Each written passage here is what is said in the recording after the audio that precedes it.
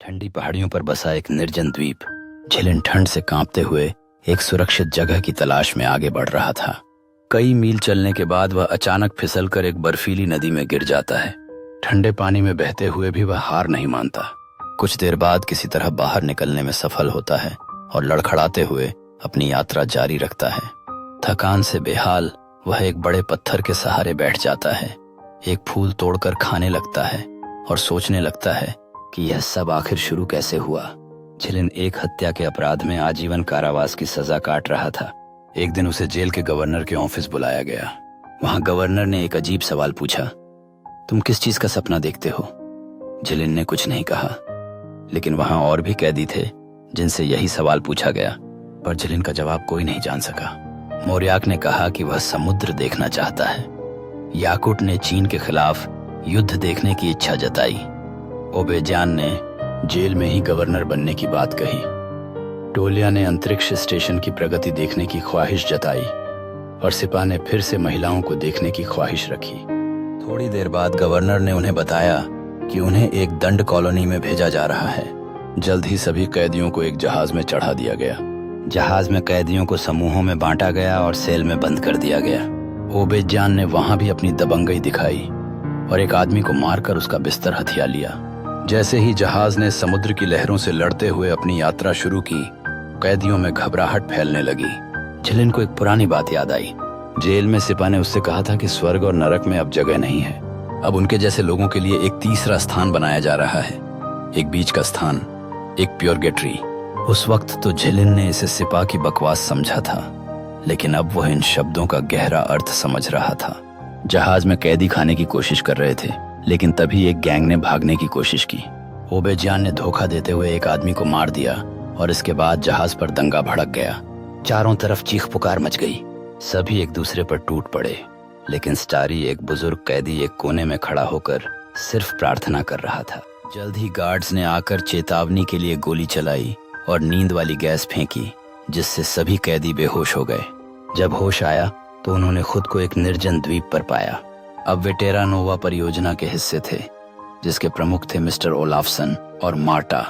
Marta ने समझाया कि दुनिया में अब मौत की सजा अवैध हो गई है और जेलों में अपराधियों के लिए जगह कम पड़ रही है। इसलिए रूसी सरकार ने इस द्वीप को एक प्रयोग के रूप में इस्तेमाल करने का फैसला किया है। अब से ये कैदी उपनिवेशी हैं, जिन्हें यहाँ 3 महीने का भोजन और कुछ जरूरी चीजें दी गई हैं। द्वीप पर बिखरी हुई संचार बुइयां हैं, जहां वे लाल बटन दबाकर अपनी जरूरत की चीजें मांग सकते हैं। ओबेजान इस विचार से खुश नहीं था कि एक उपग्रह उन्हें 24/7 देखता रहेगा। गुस्से में उसने एक पत्थर उठाकर फेंका, लेकिन गार्ड्स ने तुरंत गोली चलाकर उसे शांत कर दिया। कैदियों को अपनी हथकड़ियों से मिलती जुलती चाबियां दी गईं और उन्हें छुड़ाने के लिए छोड़ दिया गया। भागते दौड़ते कैदी चाबियों के लिए लड़ने लगे, पर झिलिन और सिपा ने पीछे रहकर सिर्फ गिरी हुई चाबियां उठाईं। स्टारी ने भी दूर रहना पसंद किया। इसके बाद अली के गैंग ने हालात पर कब्जा कर लिया। इस द्वीप पर हिंसा और सत्ता की भूख ने जल्द ही खून खराबा शुरू कर दिया। अली मारा गया। स्टारी की भी ओबेजान ने हत्या कर दी और जो 3 कैदी नाव लेकर बुई तक जाने की कोशिश कर रहे थे, वे समुद्र में डूब गए। अब यह एक अस्तित्व की लड़ाई थी। झिलिन ने खुद को एक जैकेट पहनाई और भोजन और आपूर्ति का बैग तैयार किया। सिपा ने उसे आग जलाने में मदद की और पक्षी पकाकर खाया। सिपा ने झिलिन की पत्नी की तस्वीर चुरा ली, जिससे झिलिन क्रोधित हो गया और उसे चट्टान से धकेल दिया, लेकिन सिपा बच गया। हालात बदतर होते जा रहे थे। ओबेजान ने खुद को गवर्नर घोषित कर दिया और दूसरों पर हुकूमत करने लगा। वह खाने का सामान अपने हिसाब से बांटता और जो उसके खिलाफ जाता उसे मौत के घाट उतार देता। इस बीच झिलिन ने एक पुराना विमान खोज निकाला। उसे उम्मीद की एक किरण दिखी। वह इसे ठीक करने की योजना बनाने लगा। धीरे धीरे उसने अपने कुछ साथियों, टोलिया अर्जनोव और अमूरबेक को साथ लिया। आखिरकार मार्टा और गार्ड्स फिर से आए, लेकिन इस बार झिलिन ने चालाकी से उनसे गैस और आपूर्ति की मांग कर ली। मार्टा ने यह जानकर हैरानी जताई कि इतने सारे कैदी मर चुके हैं, लेकिन झिलिन ने अपनी टीम को सिखा दिया कि अब उनके पास सिर्फ एक मौका है, भागने का। फिर अचानक अमेरिकी कैदियों का एक नया ग्रुप द्वीप पर उतरा। उनका नेता बेहद क्रूर था। लड़ाई छिड़ गई, कई मारे गए। टोलिया का जाल काम आया और एक अमेरिकी मारा गया। झिलिन ने अपने साथियों को उठाने के लिए आवाज दी और सभी ने मिलकर अपने प्रतिकूलों का सामना किया।